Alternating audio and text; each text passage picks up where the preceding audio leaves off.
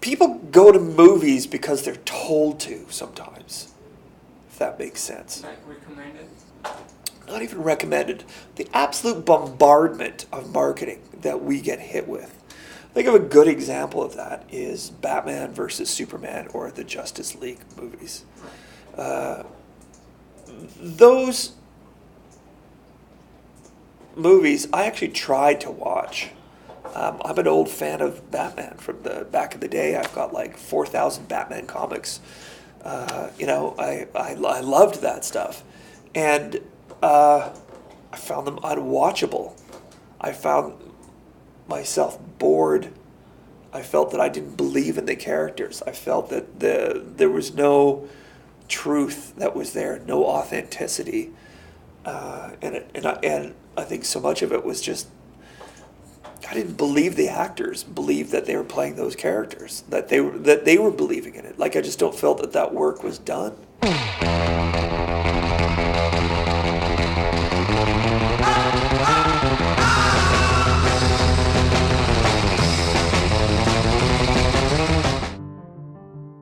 What we are seeing right now on screen is a comparison between the films Batman vs Superman and 3 Billboards Outside Ebbing, Missouri.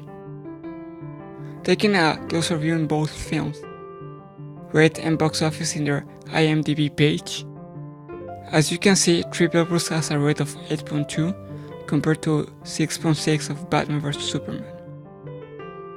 Also, 3 Billboards has a way less negative votes.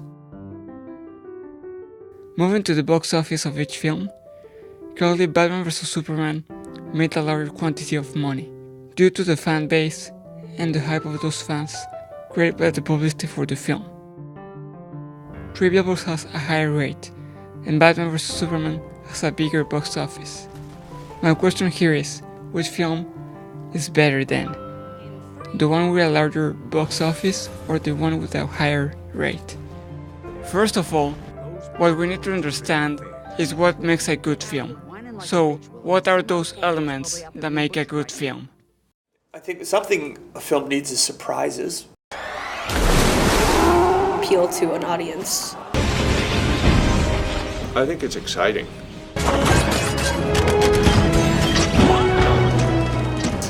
Human expression. This is gold. 2 more people. Honesty by the filmmaker. That expires in 1 week. You're not real FBI, are you? Integrity by the filmmaker. Rooms of 3 little people don't amount to a hill of beans in this crazy world. When the film feels like a holistic piece, it doesn't feel like segments of something, but it has a uniformity to it, emotionally and in an auditory sense and visually. Guillermo del Toro and J. Miles Dale producers. She is 99 years young, next birthday. This chart is showing us Oscar-winning films that made much less money than the top-grossing movies. Many films that reach success, some of them are extremely successful at the box office, others win Academy Awards, and in rare occasions they have both. One example can be the 1997 Titanic. The films that more people are watching in modern era are Star Wars, Marvel, and Disney films. Do you think modern films are getting worse? If so, what is making film worse? First, box office. Meaning that a film expected to be successful at the box office will have more focus on making money instead of the artistic quality and the meaning of the story. How does the actual filmmaker think about it? Do you care about box office? You have to. Okay. It's a business. It's called the film business. There are hundreds of movies made every year that make me wonder who put the money up for this bad script, silly script, meaningless script, etc. Making film is for making money? If you're making a film to sell it, that's what you're doing. You're making a film for a market. You're making a product. That's different to me than making a film to try to make a really good film, right? If you're really trying to tell a really good story with authentic characters and interesting scenarios, that should be enough, and that should translate. In history there are some exceptions. One of them is Avatar, created by James Cameron. That is a film that took a lot of time, effort, passion from the director's imagination, and passion to become the amazing and unforgettable film that we know.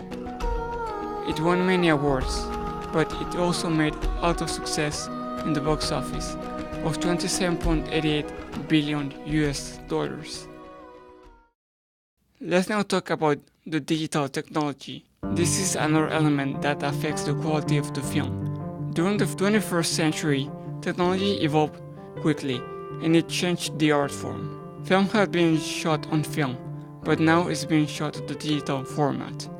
Nowadays, creating your own art it seems easier due to the vast material that we have in our hands today. I think that there's a lot of individuals who call themselves cinematographers because they can turn on a camera and they can get a picture, and with the help of auto exposure and auto focus, they can get an image. Visual effects have become so easy and so expected in a way. When I say easy, I don't mean easy, but I do mean that ideas that we had great difficulty executing before, we can do now very, very quickly. Music is another art form that's evolving to the digital era. Modern music is very repetitive and is made from the same producers. Because making music digitally is like letting a computer make music. The modern music industry also faces other issues like financial success and lack of meaning in their songs. I think it's much easier to produce music that is structured to a grid. A lot of things started to change. It started to get easier to make music. Right. People started to be able to program a drum machine instead of hire a drummer. It became cheaper to make music. Due to the modern technology, the number of films and songs has increased immensely in the last few years. But quantity doesn't mean quality. A lot of individuals complain that modern art is not as pleasing as it used to be a few years back. Did film and music died because of the digital technology? I would think that they were ignorant, and ignorant is exactly the correct word. It doesn't. I'm not saying stupid. I'm not saying. I'm just saying ill-informed, and they didn't have maybe the opportunity to listen to it. I mean, because I didn't grow up in that time period, I might not appreciate it and where it came from.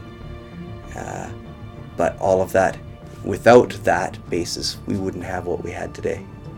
Without what those generations provided, we wouldn't have the foundations of the modern music that we're listening today. And same with if somebody said that to me, that my music wasn't any good.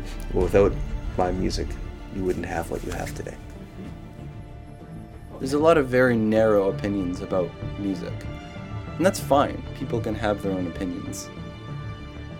But saying that, oh, old music is way better than new music, or new music is way better than old music, is just closing your mind off to an entirely new type of music. Like, every single band has a different sound, hundreds of thousands of different bands.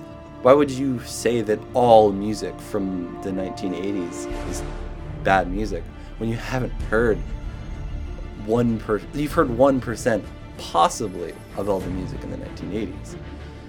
I can't say that all of the music now is terrible because I haven't heard all of the music now. I think a film like Lady Bird last year was really good. I think 3 Billboards last year was really good.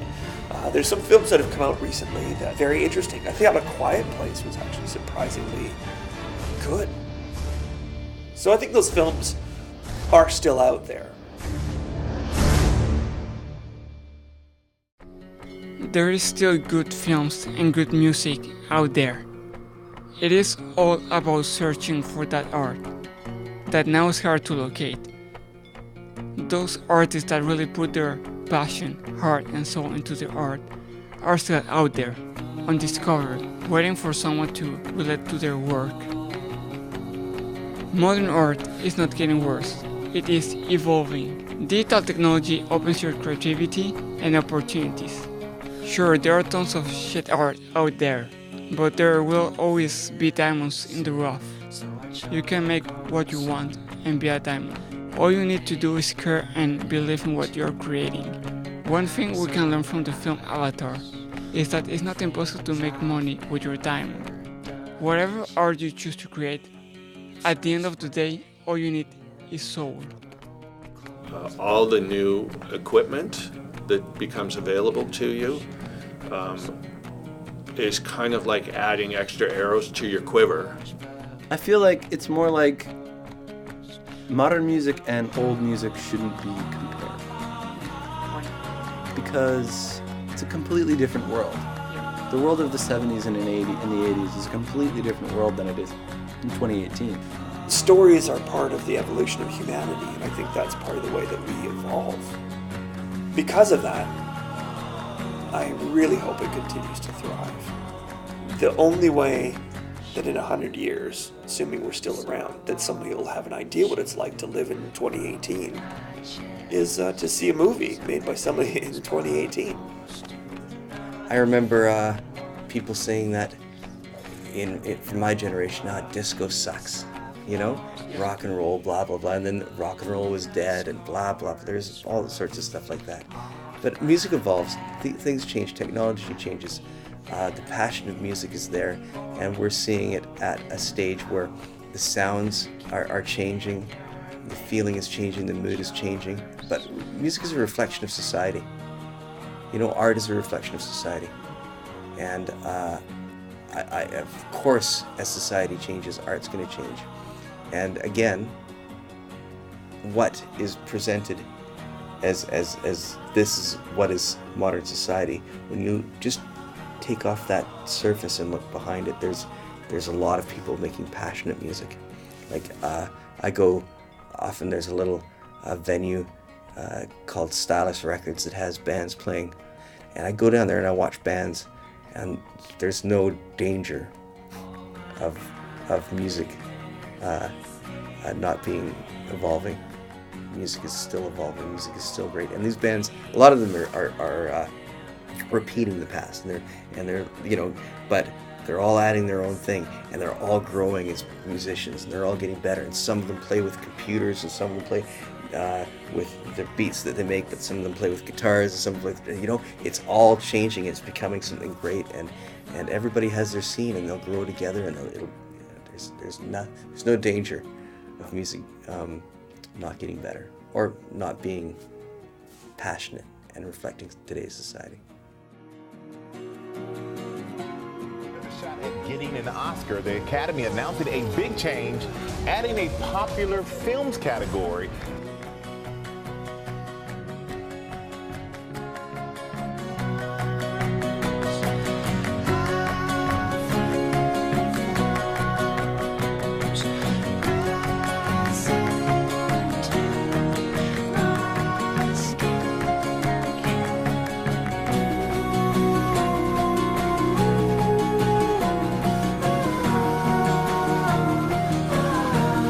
Was a teenage wedding and the